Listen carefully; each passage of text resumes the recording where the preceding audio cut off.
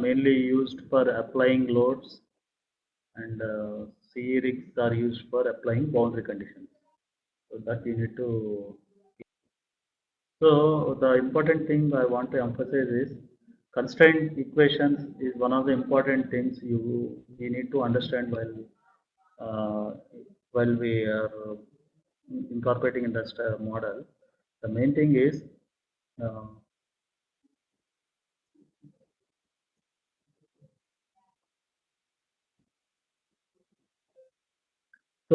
these constraint equations, if you don't use properly, it will result erroneous results. Okay, so the results may not be accurate. So we'll see some example of how it will impact the results. So it is very essential for us to understand what are the various types of constraint equations and when to use this constraint equation, when we should not use. So this is very important. So, so before going to some examples, some of the things on singularities, let us understand what exactly singularities is.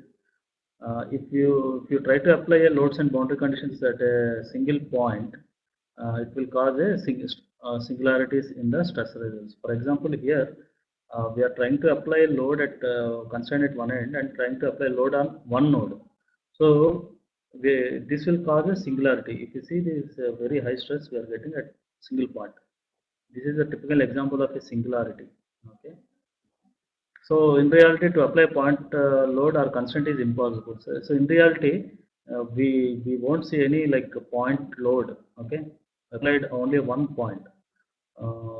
Why this singularity is coming? Because we are applying it load at one point, and that one point, if you see the area of that one point, it is very small area, very infinitely, it is very small area, and that will cause to very high stress.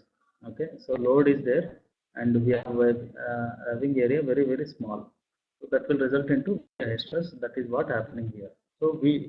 So in general we should avoid load applying on single point. Okay, we always need to see how to distribute this load on particular. So in general, in reality there won't be any situation where load will be applied on single point. So load should be always applied as a distributed load or certain area.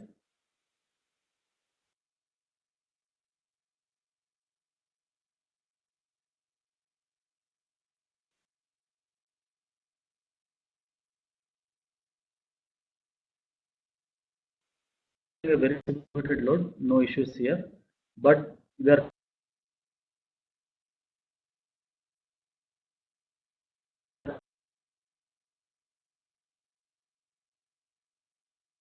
constraining it to constraints also, it should be applied properly. Okay, if you don't apply properly, there will be a singularities in constraints as well. So some more information on singularities. So basically, these singularities are predicted by finite element models due to modeling errors. Okay, that means we are not properly putting boundary conditions or properly assigning loads. Okay, so typical source of singularities includes uh, because of point force, and some other sometimes when we have sharp corners, there also we get singularity. Suppose if you see here, suppose if you take a typical bracket, maybe next week I will try to see some examples. Okay, I'll give more examples, more information on singularity. Suppose if I try to apply a load, if I concern a load and apply a load, if we have a very sharp corner, okay, so generally we get very high stress at this location.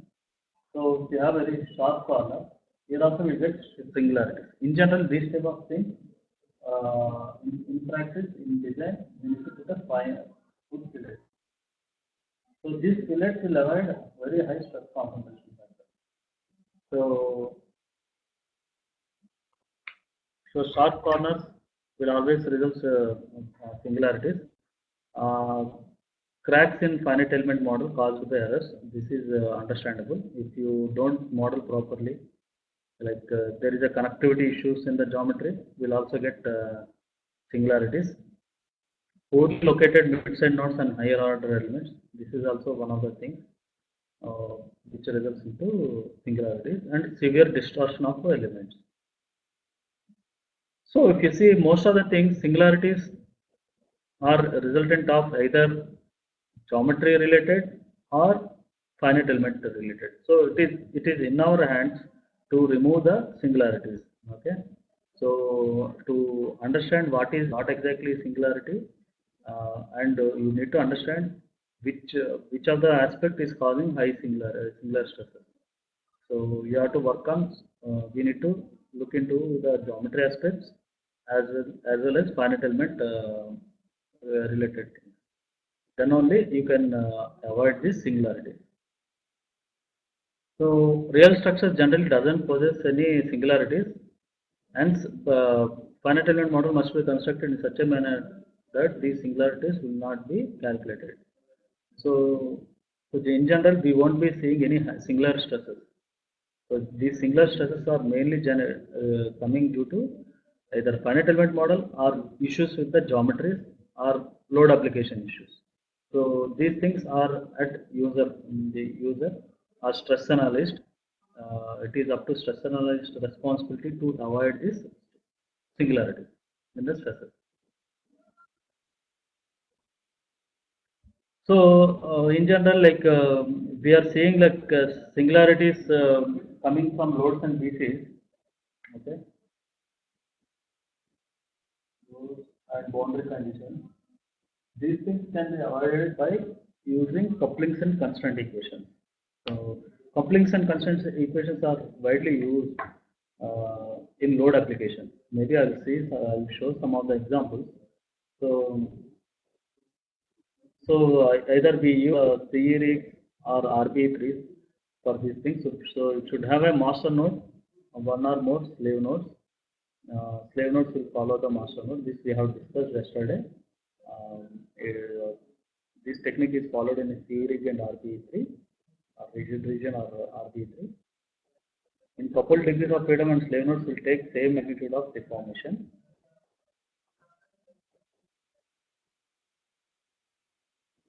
Just as degrees of constraint will allow you to constrain certain nodes in the model, coupling and constraint equation will allow you to relate the motion of the one node to other. So basically, as we discussed, couplings will ensure that degrees of freedom will be same for both the coupled nodes, whereas in constraint equation it will establish a relation between the master and slave node. Okay, so that is on singularities.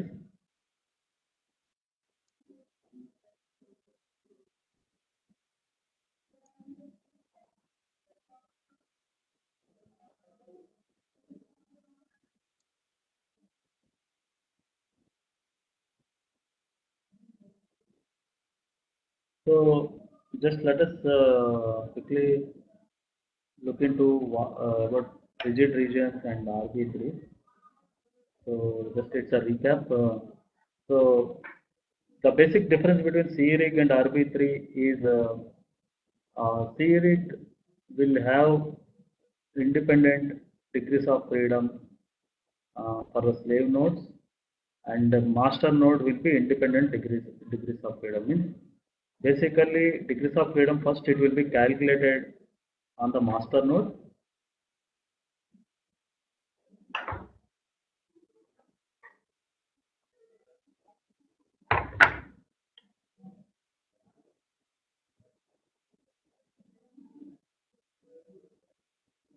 So let us assume these are slave nodes and this is master node. So slave nodes and master nodes they are tied. Okay.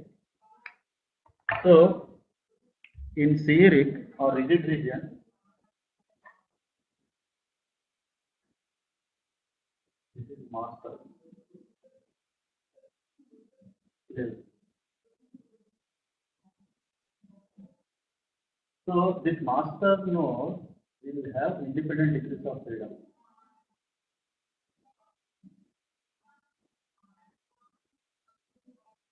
So what does it mean? First, it will degrees of freedom will be calculated here for this master node, and from here it will transfer the degrees of freedom to the slave node. Okay. So in finite element method, when it's solving, first degrees of freedom will be calculated for this master node. This master node will in turn transfer the degrees of freedom.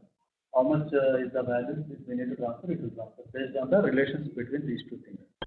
So this is the one of the important thing in the rigid region.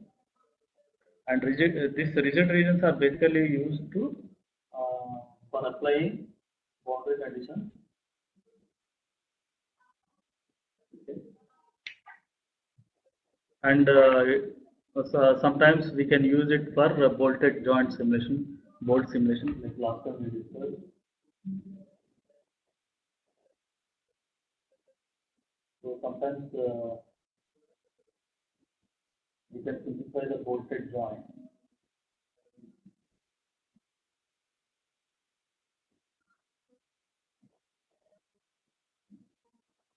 So instead of modeling this bolt, what we can do is we can model one node here, one node here. We can use beam element, and this node will be the master, and this node will be tied on here with all these nodes. This node will be tied with all these nodes.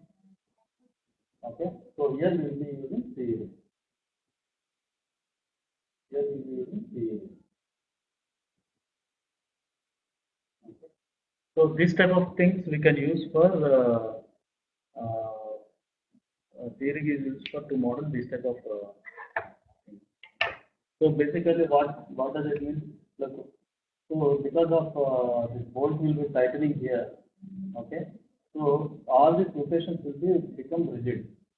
Okay, this bolt head will become rigid, and it will try to pull the flanges inside. There will be compressive force acting on it. So this complete face is the rigid surface. So that's how we are simulating this one rigid region at this location. So coming to RBA3, in RB, it is completely reversed to the CERIG. So first degrees of freedom will be calculated here on the slave node, and the result and they will in turn provide transfer the degrees of freedom to the master node. So it's a completely reverse of CERIG. So basically we can use this RB3. Basically this RB3 are used to apply forces, moments to the assembly. Okay. So in the mass element we can apply forces and moments. So this is RB3 is the perfect way of applying forces on a component. So compared to CERIG, we will see some examples. Let us look into one example. So I have taken one case, cylindrical case, and we need to analyze this case subjected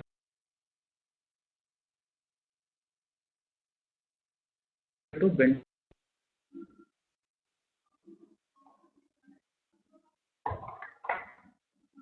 So this case is having two flanges here, and it is having a length, diameter, and thickness. Okay. So let us see how this bending moment we can apply. So when case is subjected to bending moment, okay, how we need to apply. So first we need to understand the modeling strategy. Whether can we go for 3D model, 2D model, or shell model.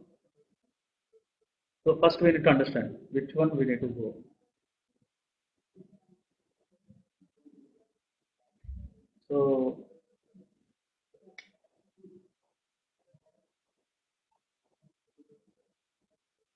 So let us understand the modeling strategy which we discussed sometime back on axisymmetric. So one of the important thing in axisymmetric is geometry should be same throughout the axis of revolution. Okay, so here geometry wise it is satisfying. Okay, axis symmetry important thing is geometry should be same. Cross section, is the same about axis. So when you try to take axis, this is the axis. Okay, when you take the cross section looks like this.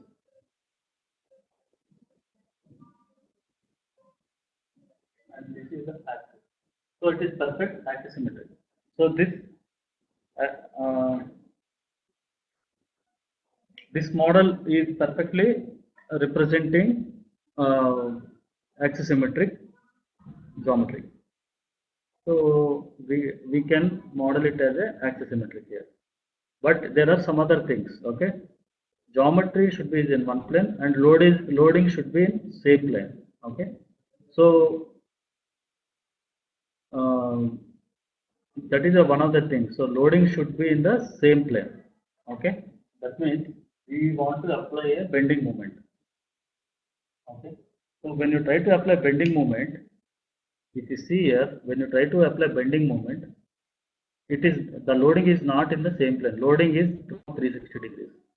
So it is so bending this case is trying to bend this way. Okay, so there is a variation of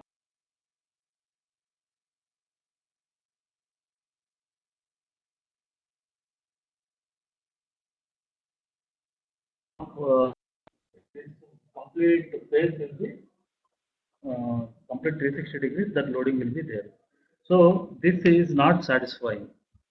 The loading is not satisfying. Even the geometry is axisymmetric. Loading is not an axisymmetric feature. So the 2D is gone. We cannot use 2D.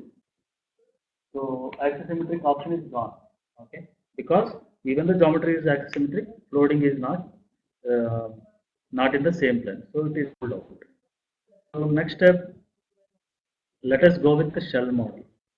A structure can be normally be approximated as shell if the length to thickness should be 5, is 5 or larger. Okay, so if you see here, length to thickness or radius to thickness should be 5 or larger. So if you see here, so diameter is it is 625 by 5, or you can say 300 by 5. It's a 60. So definitely we can go for shell model. So we have two options. Either we can go for solid model or shell model. So let us see the both options, solid or shell.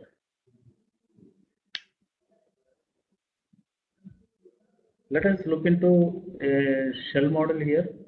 Okay, so this is our 360 degrees. We have taken a cut view how mesh should be. So when you try to mesh any cross section, any geometry, it is very important that we should maintain minimum 2 elements. Okay, so we try to put 3 elements here, but we have to maintain minimum 2 elements. The reason is it has to capture the bending. Okay, when there is a bending in the case, okay, like if you see a typical cantilever, how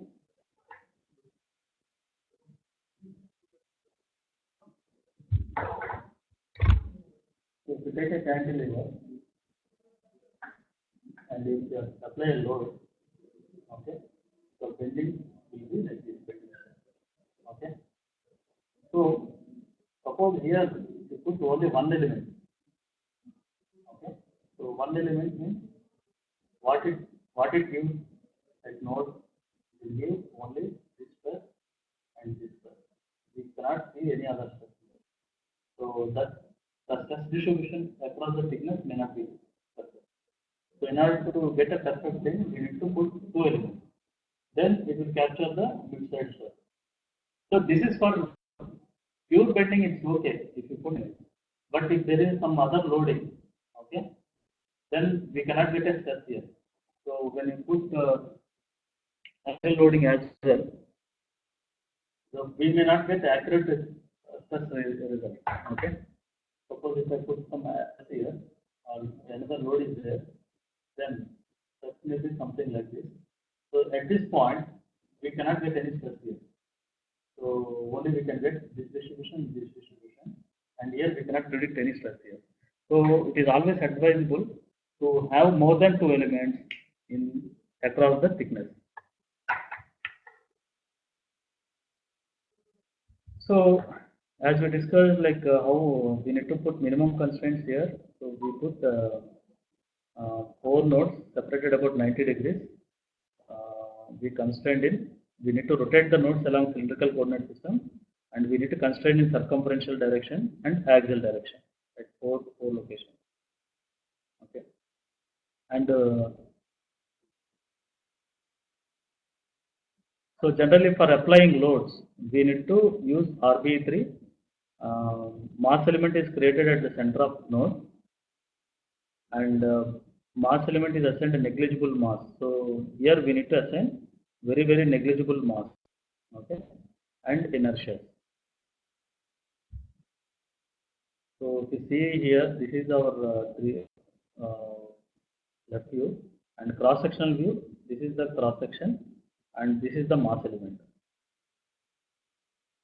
So we have to use RB3 to connect both the things. So this is how we have used. So we have used RB3, and we have connected this mass element to all other elements in all degrees of freedom. Okay.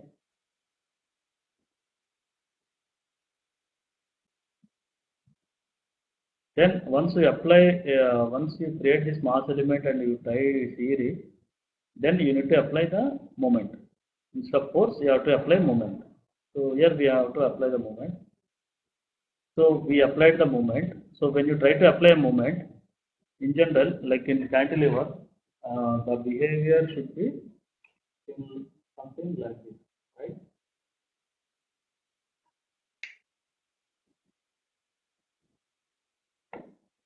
So when you try to apply a bending moment, the behavior always should be something like this, right?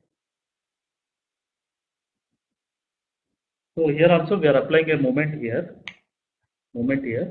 and we are expecting a deformation something like this. Okay. So this is our deformation plot along z direction. Okay, along z direction, and same pattern we are seeing here. This is max, this is min, and if you see the magnitude, both are same. That means it is behaving properly. Okay, the bending moment is behaving properly. This is as per our expectations.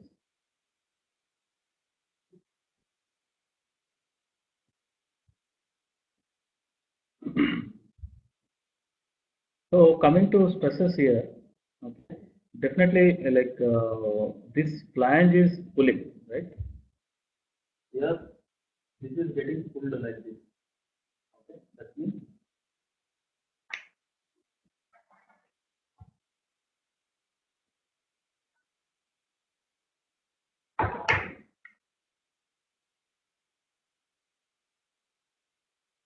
this is getting pulled like this. That means this will deform.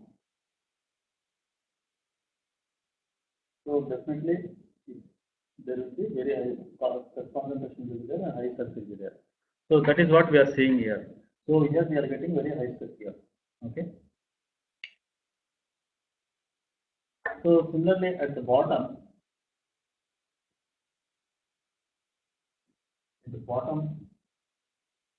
it is moving this way. Okay.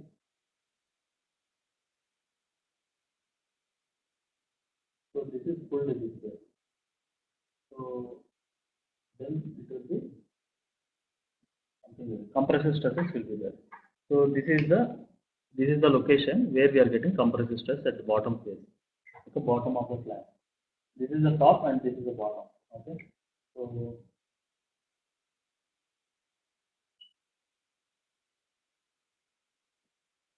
So if you see the magnitude of stresses here, this is 276 KSI tensile, and this side we are seeing 276 KSI compressive. So perfect bending loading. Okay. So this is how we need to see. Okay. So one of the important thing is here what we did is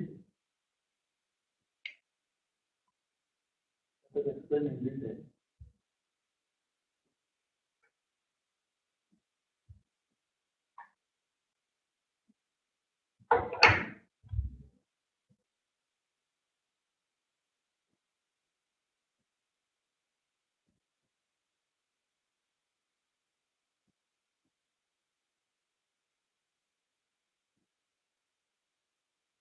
So this is the mass element we have created at the center, and we need to take the nodes on this space.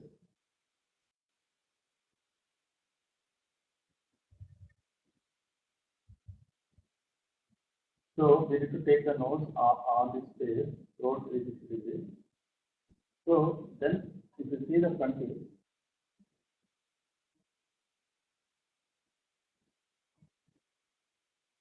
so this here we need to create a mass element, okay, mass element, and telling about ANSYS. We also have mass elements in other software as well, and we need to give real constant, that is the negligible mass, very small mass, and inertia. And we need to give all the axes.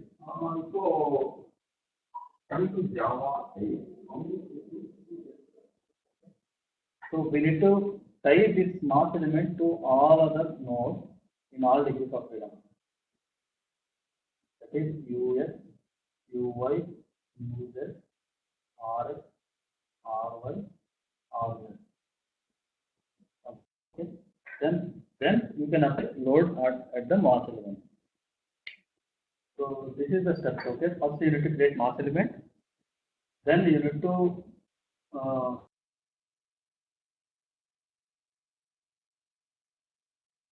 select these nodes, and you need to assign the arbitrary making master of master node as master node and remaining six are players. And you use arbitrary for all the 6 degrees of freedom, and we have to assign negligible mass and inertia to the mass element. Then only it will take care of all those things. Then you can apply the loads and it can solve it. So this is one thing. Now coming to let us understand, like we were discussing, arbitrary is used. Okay, let us take some case study. What is the difference between CERIG and arbitrary? If we use CERIG for applying loads, what will happen? So same technique we use. Instead of arbitrary, we used only CERIG. Iteration 1 is arbitrary, iteration 2 is CERIG.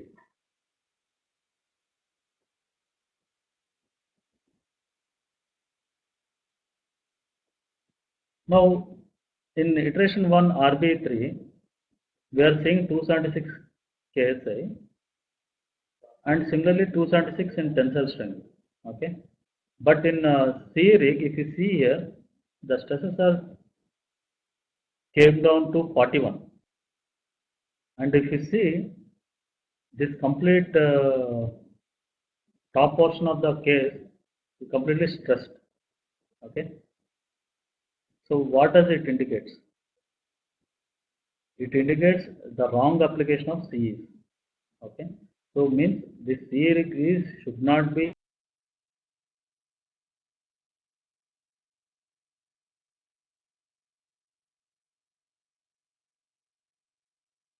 used, and there is definitely when there is a load is acting on it, definitely at this location we need to see very high stress. Surprisingly, we are seeing high stress here as well as here. That too very minimal 41 KSI, and it is completely predicting very lower stress as and completely like this is not behaving as per our expectations, as per our geometry, that model behavior. So CERIG is completely avoided, should be completely avoided for our stress analysis when there is a load application involved. So it is RB3 we have to use. So now let us understand, let us look into displacement plots. This also, if you see, these flanges are very flexible here, right? That the behavior should be like this only. And if you see the deflection plot here, this is perfectly top one it is getting positive and bottom one is negative. If you see the dimensions, magnitude, it is same for positive or negative deflections. So here also it is same thing is happening, but deflections are very less, almost maybe 5 times less. So this is not behaving as per our expectations or as per it should be. Now let us understand what exactly is happening here. Okay. So generally, like CERIX will artificially stiffen the locations. That means this location, this complete flange location, when we use CERIX, this location will be having very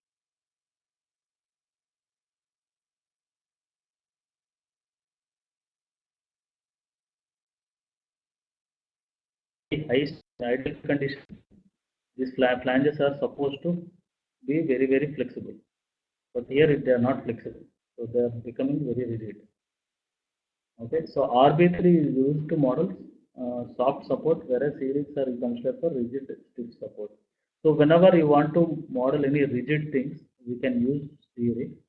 Whenever you want to model soft things, we can use RB3.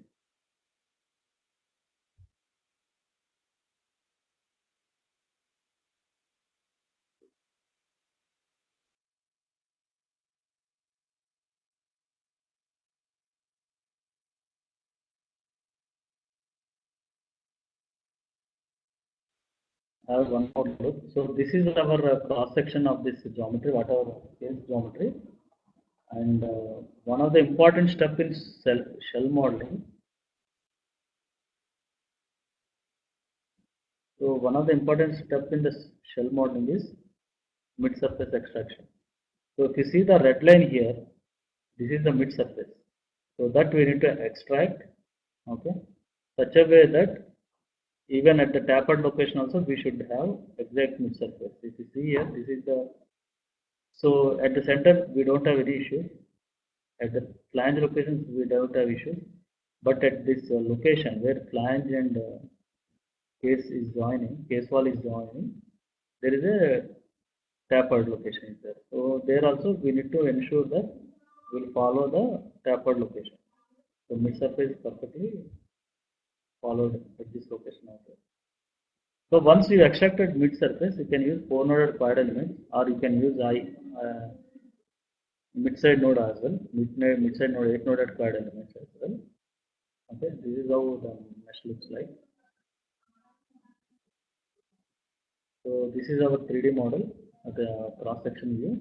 This is our shell model, and another important step is we need to assign the thickness. So what you need to do is you need to understand what is the thickness over here, and we have to assign the thickness. So we don't have issues at the flange locations and case also location, but we need to see how thickness can be assigned. There are several ways to assign tapered thickness. Maybe you can measure each location, you can assign manually, or you can average it out. Okay, you can check the overall volume, and we can divide it by area. You can get the thickness and you can assign it. Okay, there are several ways, so which you can do. Like manually, you can extract the thickness, assign directly element to element, or you can take a average thickness of this one and you can assign it.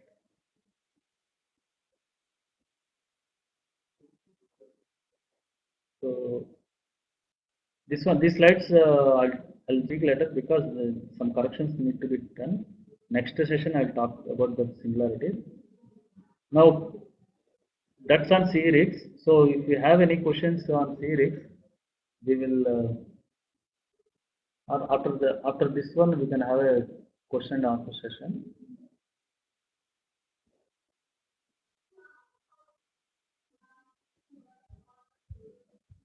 So yeah, another important loads for any structure is thermal loads.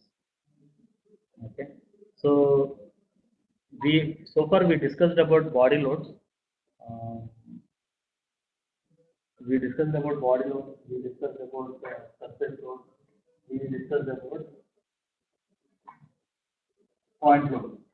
But we never discussed about what is thermal loads. So generally, as you know, like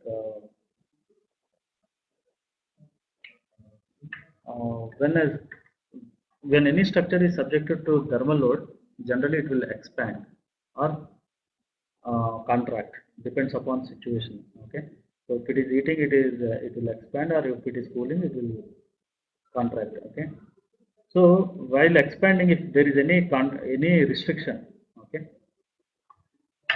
when if any restriction is there, let us understand one cantilever, and then you try to heat it, so it is free to grow this way.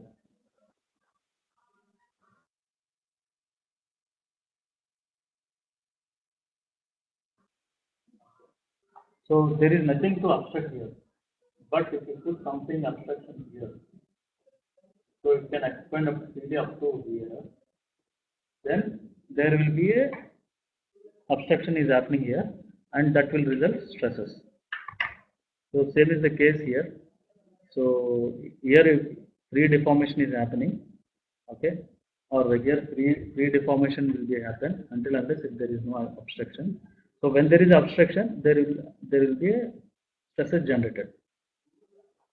So any restriction to results in thermal stresses. Thermal stresses also induce multiple materials. So if you see here, there are two different materials here. So when there are and there is a different materials will have different quotient of the thermal expansion.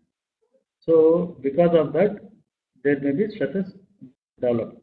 So thermal stresses can be developed when there is any restriction in the deformation. That is one thing. Second thing is when there are any multiple materials which are together, that will also cause thermal stresses. These are the two things which are there in the. These are two points which are related to thermal stresses. So stresses due to thermal load are calculated in a finite element.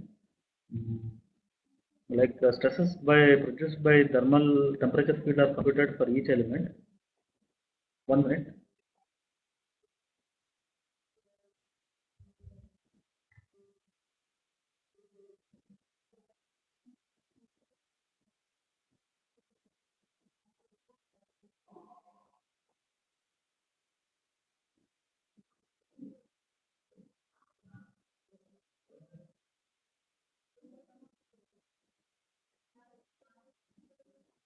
Okay, I think you're having issues with the speaking audio on audio. So I'll try to speak louder.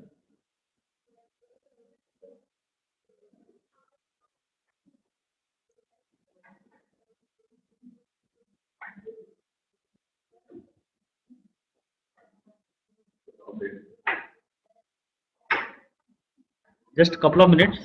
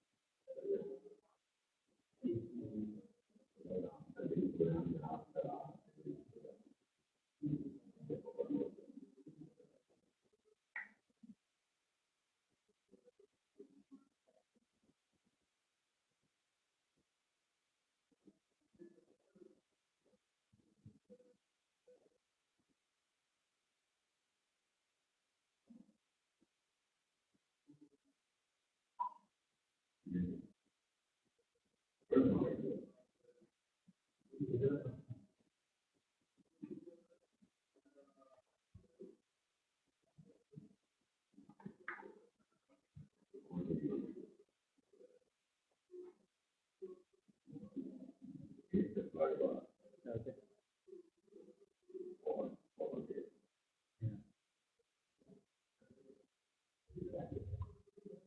For whom?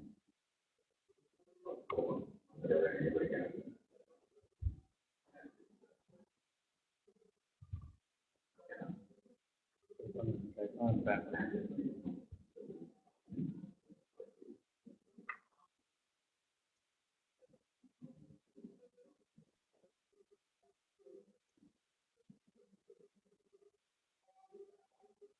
So let us discuss on thermal loads. So I hope audio is clear.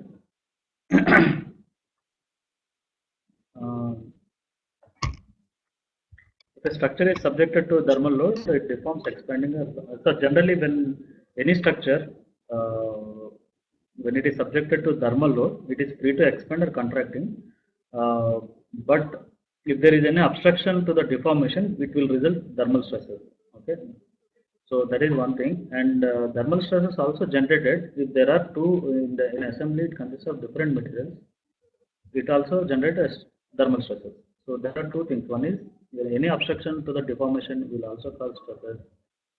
In assembly, if there are two different types of materials are there, because of difference in coefficient of thermal expansion, the stresses will be developed.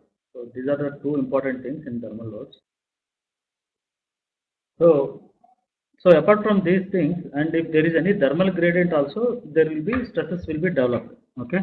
So in the structure, if there is any thermal gradient exists, what exactly is thermal gradient?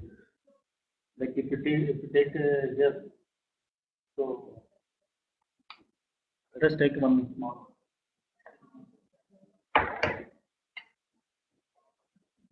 So if it is subjected to uniform loading, okay, say 1000, then it is free expand. But if it is if it is subjected to thermal gradient, that means suppose it is an 70 here,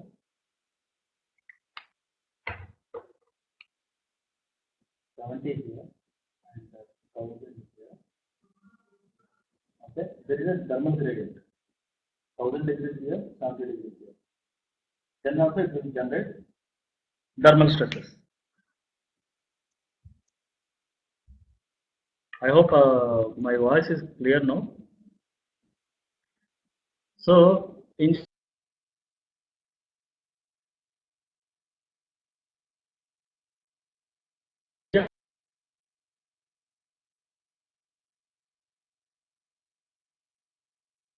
general, how initial stresses due to these thermal loads, that it will take the stresses generated by thermals as the initial stresses.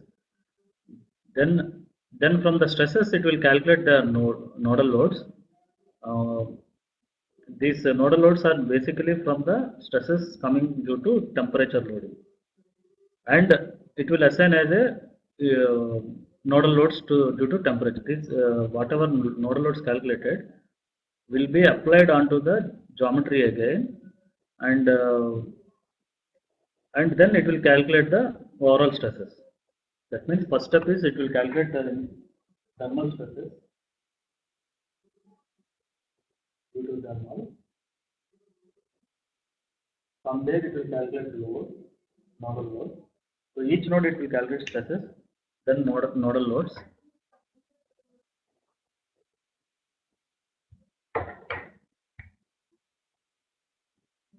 Nodal loads, and this nodal loads will be applied on loads again. Nodes. Suppose in cantilever we apply a load like this, and we apply temperature T1 and T2. So what it will do? It will calculate stresses due to temperature, and then it will calculate loads on all nodes, and this load will be applied on all the nodes. Apart from this load, so loads due to temperature will also apply, and it will solve. It will solve for displacement. First it will solve for displacement, then stresses. So, so first it will calculate stresses due to thermal, then loads will be calculated on all the nodes due to stresses. Then these loads will be applied on the node, and it will solve. Now it will solve overall. It will solve for thermal load as well as regular loads. This is the steps followed while doing thermal analysis, thermal loads. So let us understand more this one. So thermal strain is generally we can calculate like this, alpha delta T. So where is alpha is a coefficient of thermal expansion and delta T is a difference between the change in temperature. Okay. So this is our at T1 and out at T2 expands. So this is the initial strain. So the total strain will be elastic plus thermal strain. Okay. So with elastic strain due to mechanical, that is, so this is how we program will calculate. Okay. So first it will calculate total strain, because first it will calculate thermal strain, thermal loads, then thermal loads will be transferred into applied onto the element, and then it will calculate total strain, then it will back calculate all the elastic and thermal strains. So total strain is given by strain, elastic strain plus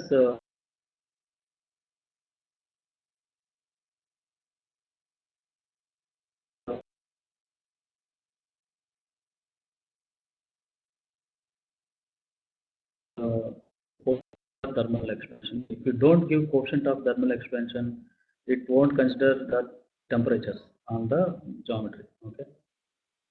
Thermal stresses are calculated relative to reference temperature. So it is very important for us to give reference temperature. Suppose if I give 1000 degrees here to this component, and if I give reference temperature as 70, then delta T will be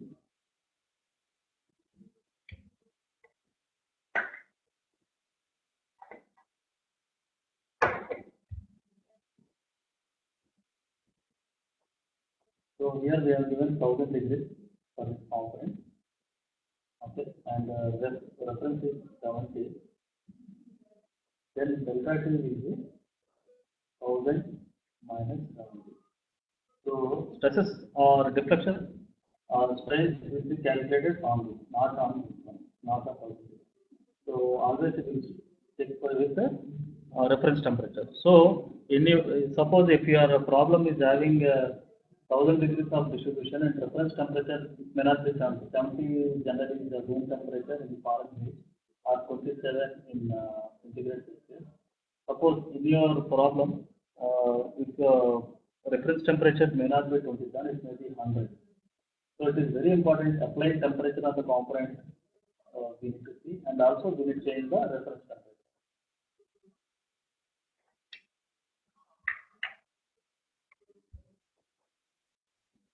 So generally most of the analysis we go for room temperature, that is 27 or 23 degrees or 70 degrees in Fahrenheit. Differences in temperature during the working environment are the main cause of thermal stresses. So this is the difference, delta T. Okay, component temperature and room temperature difference is the main cause of thermal stress. So these are the three important points related to the thermal loads. So any questions? So that completes our chapter 5. So next week we'll see the chapter 6. Chapter 6 is mainly case studies only. So I'll try to pull some of the case studies and I'll show to you. So we have completed all these loads and boundary conditions, and we'll look into some analysis techniques. So any questions?